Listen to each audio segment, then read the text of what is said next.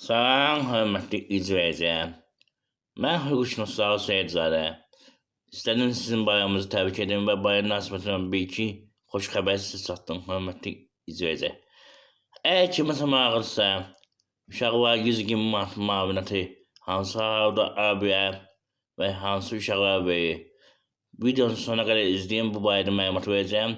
Eyni zamanda digər müavinətlərlə də bağlı məlumat verəcəm. Amma əvvəlcə sizdən bir xahiş etmək istəyirəm, hörmətli izləyicilər. Mən əyri təşkilatının rəhbəri olaraq və əyri şəxs olduğum üçün əyri arabasında dünyanın 40 tanınmış əyriləri haqqında kitabı yazmışam. Həmin kitabı 20 manata satıram.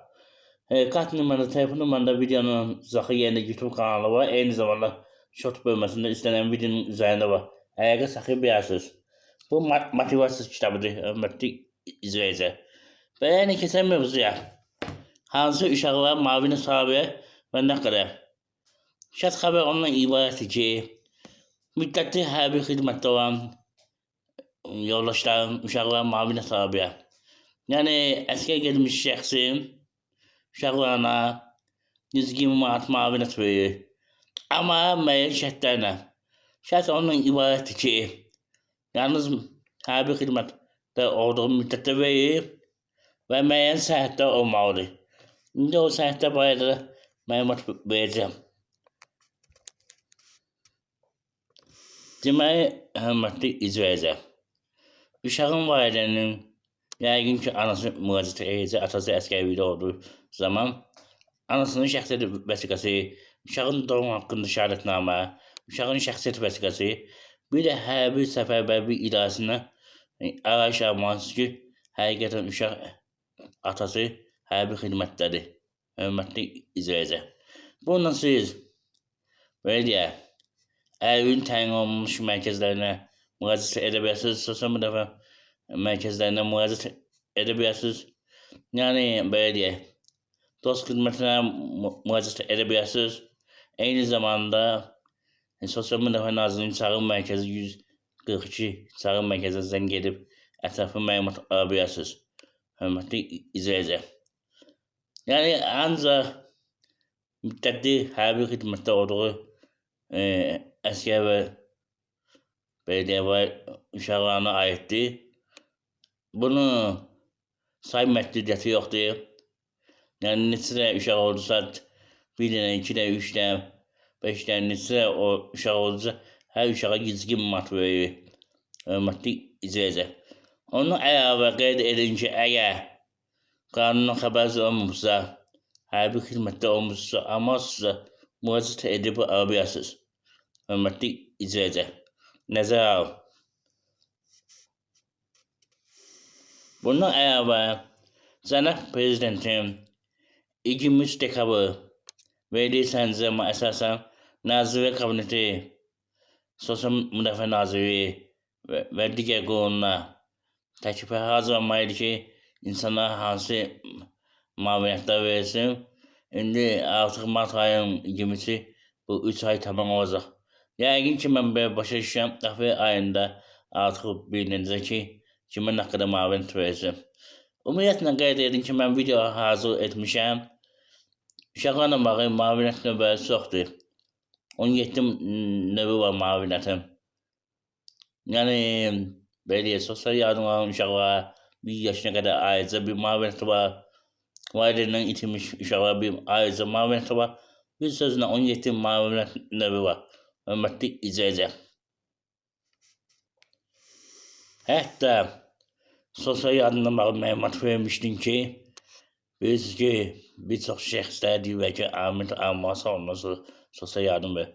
Və hansı halda aliment almadan sosial yardım almağı var, o barədə də məlumat vermişəm, video var, baxıb bilirsiniz, hörmətli izləyicilər. İzləyin, baxın, maariflənin, hüquqlarınızı bilin, aldatmasınlar sizi. Hörmətli izləyicilər, vacib bir məsələdir.